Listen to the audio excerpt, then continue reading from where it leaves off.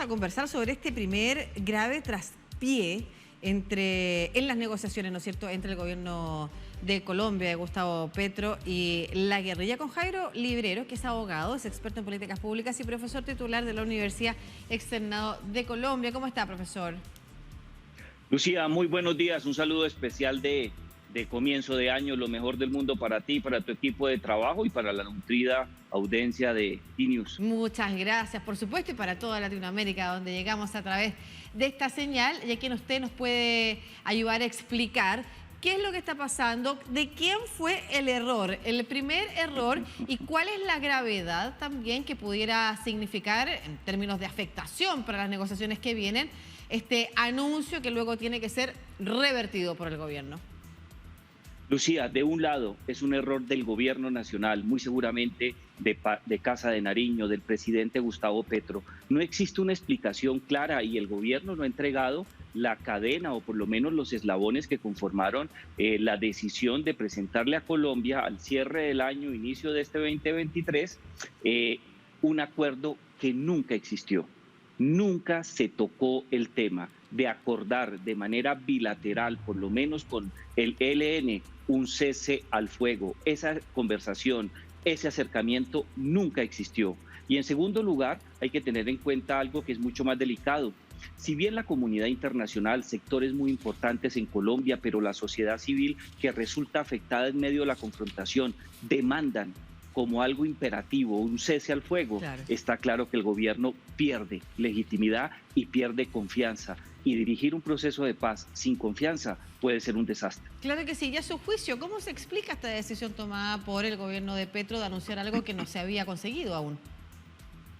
Yo creo que les faltó claridad, experiencia y de manera particular un método que les permitiera mejorar la toma de decisiones en materia de política pública. Perdón, falta de experiencia. Gustavo Petro es un político de larga data.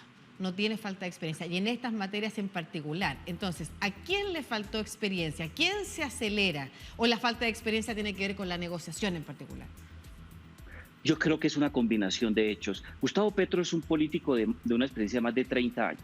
Pero es una persona que nunca ha trabajado temas de seguridad y defensa y nombró a dos personajes que, si bien uno de ellos tiene experiencia en su condición de exintegrante del M-19, una guerrilla que en los años finales de los 80, comienzos de los 90 se desmovilizó, a la cual perteneció Gustavo Petro, no es una persona que tenga una experiencia en el manejo de los asuntos del Estado, y el actual alto comisionado para la paz, Danilo Rueda, ha sido o se ha demostrado muy ingenuo al momento de llevar a cabo las diferentes tareas que componen su agenda. Sin duda son personajes que tienen los méritos académicos y tienen una gran capacidad para expresarse, pero creo que esto demuestra que la experiencia en tema de manejos tan sensibles que comprometen al Estado, la experiencia no la hemos visto por ningún lado. En negociaciones como esta, estamos hablando de negociaciones que se están esperando hace mucho tiempo, efectivamente la palabra sensibilidad que usted ha puesto sobre la mesa, o la sutileza y el cuidado con el que avanzan las conversaciones, son fundamentales.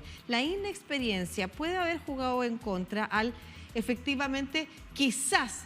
Porque yo me imagino que esto no tiene que ver con no haber entendido que estábamos conversando o con que alguien haya entregado mal una información. Tendría que ver, entre otras cosas, con que no imaginaron nunca que el Ejército de Liberación Nacional iba a salir a desmentir un anuncio como ese. Yo creo que ahí hay una parte de la explicación que es muy importante. Muy seguramente la administración de Gustavo Petro, incluso Gustavo Petro, según las indicaciones que le entregó Oti Patiño, el jefe de negociación de Colombia ante el ELN, quizás entendieron que esa propuesta simple y llanamente iba a ser acogida por la mesa, pero resulta que el ELN fue mucho más claro, mucho más preciso y manejó mejor el método. La respuesta fue muy sencilla: ese tema no ha sido discutido en la mesa de negociación. Si quieren que lo discutamos, perfecto, a final de enero en la Ciudad de México podemos empezar con ese tema. Hasta tanto, no vamos a decretar un cese bilateral al fuego. En otros contextos, ¿cómo ha sido también el comportamiento del ELN? Como para, de alguna manera, contextualizar también respecto de la historia y la experiencia que es necesaria tener para saber y poder advertir los comportamientos que van a haber, por ejemplo, en acciones como esta. Lucía, yo creo que hay que enviar un mensaje muy claro sobre este particular. No tengo la palabra precisa, me voy a inventar una que es muy común en Colombia, no sé tanto en América Latina. El ELN ha sido un grupo guerrillero retrechero, desconfiado. Retrechero. Perfecto. Retrechero, desconfiado, marca unas distancias muy grandes, es muy difícil lograr acuerdos con ellos. Esta es la sexta ocasión que se sientan en los últimos 50 años a buscar un proceso de paz, no logran avanzar, no pasan de las segundas rondas, tienen dificultades para controlar todas sus unidades militares. Cuando tú te sientas a negociar con una guerrilla retrechera, las dificultades son muy altas y por eso la sensibilidad tiene que ser mayor. Claro que sí. Ahora, esa desconfianza tiene fundamentos.